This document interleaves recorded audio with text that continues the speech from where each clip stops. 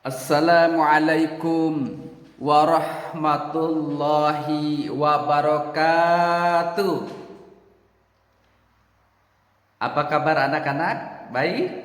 Alhamdulillah. Insyaallah pada pertemuan kali ini kita sama-sama akan belajar BTQ, baca tulis Quran.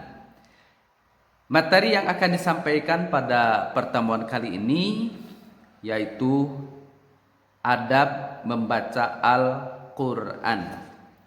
Pada minggu kemarin kita sama-sama telah mempelajari adab membaca Al-Quran, mulai memperindah bacaan dan suara, tempo, kecepatan bacaan. Nah, pada kesempatan ini adab membaca Al-Quran yang pertama adalah mendengarkan Al-Quran. Kalian suka mendengarkan Al-Quran? Baik itu dari TV, handphone, atau suara dari masjid ya. Atau bisa saja temannya membaca, orang tuanya membaca, kalian mendengarkan. Nah, anak-anakku sekalian, telinga adalah nikmat yang sangat besar yang telah Allah Subhanahu wa Ta'ala karuniakan kepada kita. Dengan nikmat pendengaran, kita dapat mempelajari banyak ilmu yang bermanfaat bagi dunia dan akhirat kita. Salah satu bentuk manfaat telinga anak-anak adalah untuk mendengarkan Al-Quran, dan hukumnya adalah wajib bagi orang yang hadir dalam bacaan Al-Quran, baik saat sholat ataupun di majelis ilmu. Allah Subhanahu wa Ta'ala berfirman dalam Al-Quran surah Al-A'raf ayat 204, A'udzu billahi minasyaitonir rajim. Wa idza quri'al Qur'anu fastami'u lahu wa ansitu la'allakum turhamuna. Dan apabila dibacakan Al-Quran, maka dengarkanlah baik-baik dan perhatikan dengan tenang agar kamu mendapat rahmat. Quran surah Al-A'raf ayat 204. Hendaknya orang yang membaca dan mendengarkan Al-Quran fokus dan khusyuk pada bacaannya dan tidak tersibukkan dengan hal-hal yang lain. Allah Subhanahu wa Ta'ala berfirman, wa qala alladzina kafaru la tasma'u lihadzal qur'ani walghaw fihi la'allakum taghlibun. Dan orang-orang kafir berkata, wa qala alladzina kafaru, dan orang-orang kafir berkata, janganlah kamu mendengarkan dengan sungguh-sungguh akan Al-Quran ini, dan buatlah hiruk pikuk terhadapnya, supaya kamu dapat mengalahkan mereka, orang-orang yang beriman. Quran surah Fussilat ayat 26.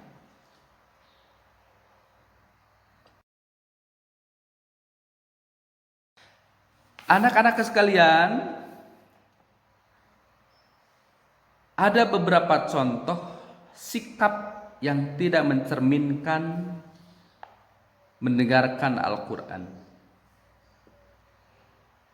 Pertama, mengobrol saat menghadiri majelis ilmu. Jadi, ketika ada yang membaca Al-Quran, isma, dengarkan. Tidak boleh ngobrol. Tidak ngobrol, tapi Apa itu? Begitu asiknya dengan sendirinya main HP, itu gak boleh. Isma, dengarkan. Yang kedua, mengantuk saat menghadiri majelis ilmu atau sholat ya. Jadi ngantuk pun ya ditahan ya, apalagi sedang sholat ya. Takut nanti ketika sholat ngantuk, sahun, termasuk manusia yang lalai. Yang ketiga, memutar audio Al-Quran untuk pengantar tidur. Itu gak boleh ya, ketika mau tidur dengerin Al-Quran ya. Keempat, memutar audio Al-Quran untuk acara pesta. Kelima, menjadikan Al-Quran sebagai nada dering dalam HP kita ya. Selanjutnya, menonton televisi saat azan dikumandangkan. Yang terakhir, sibuk bermain pada waktu sholat dan sebagainya. Nah, ini mencerminkan tidak mendengarkan ketika membaca Al-Quran. Yang kedua, anak-anakku sekalian, adab membaca Al-Quran. Kalau tadi mendengarkan Al-Quran, sekarang tadabur. Salah satu tujuan dari turunkannya Al-Quran selain dibaca adalah untuk dipahami isinya. Dan ini merupakan tujuan utama dari Al-Quran. Bahkan Allah Subhanahu wa Ta'ala mencela orang yang tidak mau memahami Al-Quran dalam firman-Nya, afala yatadabbarunal Qur'ana am ala qulubi an aqfaluha. Afala yatadabbarunal Qur'ana, maka apakah mereka tidak mendengarkan Al-Quran? Am ala qulubin aqfaluha, atau hati mereka terkunci. Quran surah Muhammad ayat 24. Tentunya anak-anak sekalian, dengan memahami isi dan kandungan Al-Quran, setiap pembaca akan menjadi lebih khusyuk dalam membaca Al-Quran dan bisa menyelami keindahannya. Sehingga ketika membaca ayat-ayat tentang surga, misalkan dia khusyuk memohon diberikan surga oleh Allah Subhanahu wa Ta'ala. Dan ketika membaca ayat-ayat tentang siksa, dia berlindung darinya agar diselamatkan dari siksa api neraka.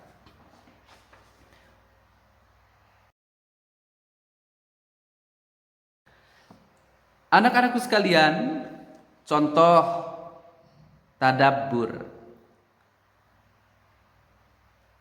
sebagaimana yang dicontohkan oleh para sahabat Nabi Muhammad sallallahu alaihi wasallam. An Abi Abdurrahman Sulaimi qala, dari Abdurrahman As-Sulaimi, beliau berkata, inna akhadnal Qur'ana an qaumi, sesungguhnya kami mempelajari Al-Quran dari sebuah kaum para sahabat.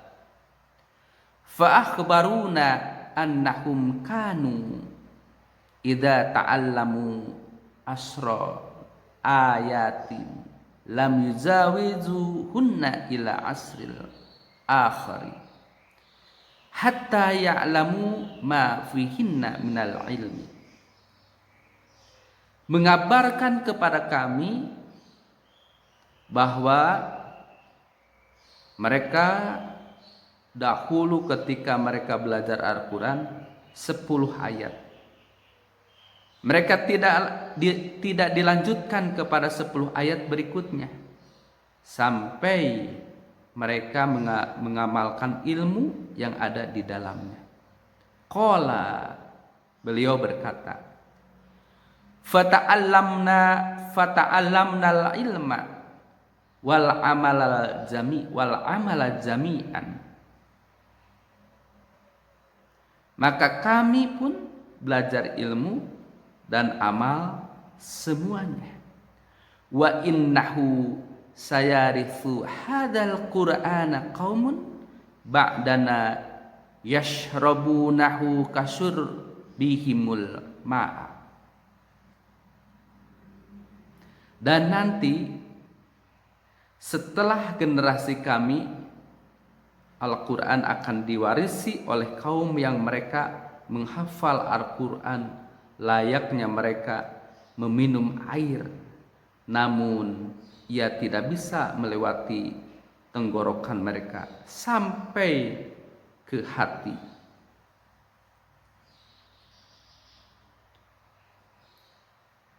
La yujawizu tarakihum qala. Qala, beliau berkata, bal la yujawizu hahunna. Al-Quran tidak melewati tempat ini. Wa wada'a yadahu tahta hanakihi, sambil menunjuk dengan tangannya ke bawah lehernya. Hadis riwayat Ibnu Waddah. Yang ketiga, anak-anakku sekalian, mengkhatamkan Al-Quran sebagai wirid sehari-hari. Sering ya kita mendengar khotam, artinya menamatkan bacaan Al-Quran.